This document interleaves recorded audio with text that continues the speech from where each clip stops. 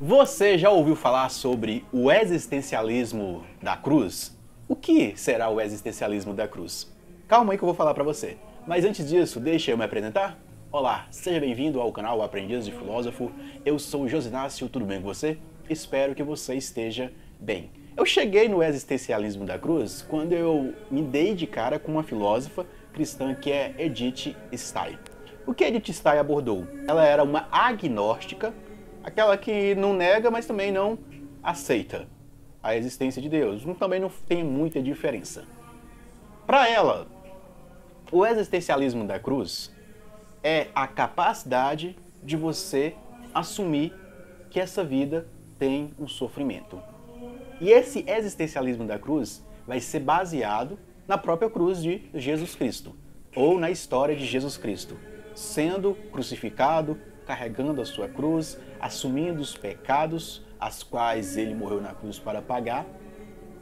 Ou seja, podemos abordar que o existencialismo da cruz é a capacidade existencial de você não correr do sofrimento que te apresenta, mas é você abraçar o sofrimento que te apresenta e buscar lidar com ele ou buscar soluções para lidar com ele. Ou seja, seria máximas até estoicas. O sofrimento que eu tenho, eu posso lidar com ele ou eu tenho que abraçar ele? Abraço o sofrimento. Como assim? Tem coisas, segundo os estoicos, tem coisas que você pode controlar. Ou seja, está sofrendo? Tem solução? Resolva. Está sofrendo? Não tem solução? Abrace essa cruz. Mas, além disso, trazendo a ideia de Jesus, o que carrega a cruz, o que não corre da cruz, o que sua sangue, mas sabe o seu caminho e não corre do seu caminho. E também podemos trazer que qualquer caminho que você escolher ou propor para escolher, você vai ter que carregar a cruz daquele caminho.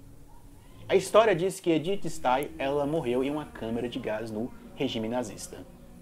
E ela disse que no final ali, que ela ia colocar aquele sacrifício dela junto da cruz de Jesus pela humanidade.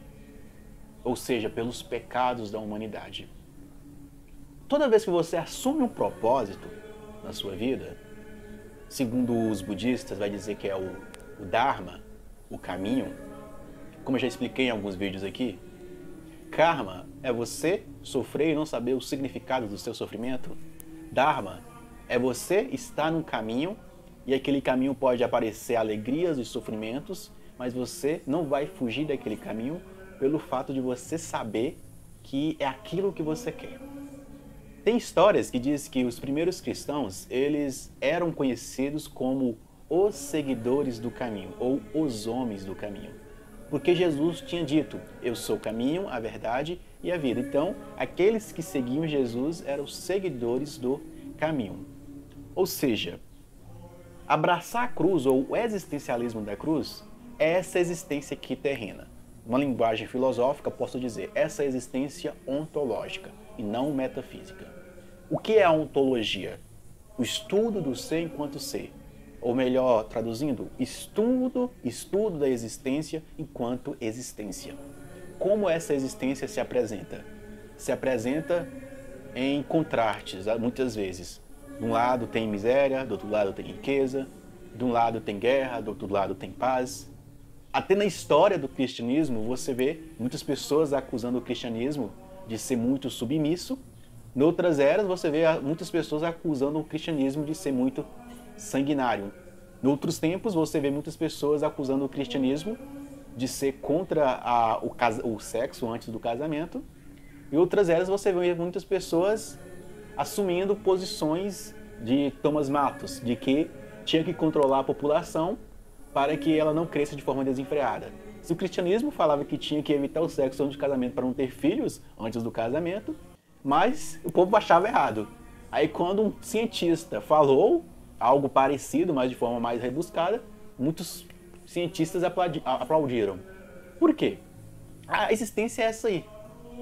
Ser cristão, ou o existencialismo da cruz, muitas vezes é você abraçar essas contradições da vida que muitas vezes você não entende. Muitas vezes você não entende o sofrimento, mas você aceita o sofrimento, porque não tem como fugir do sofrimento. Não tem como você fugir ou fingir que não está existindo uma guerra lá na Ucrânia contra a Rússia.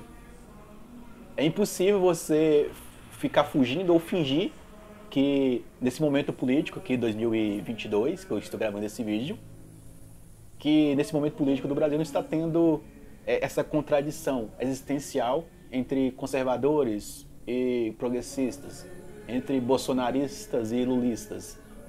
A gente não pode fugir disso. Então, existencialismo é você abraçar essa realidade como te apresenta e caçar uma forma de seguir esse caminho, mesmo que muitas vezes vai suar sangue, vai descer sangue e você vai ter muitas vezes que se sacrificar.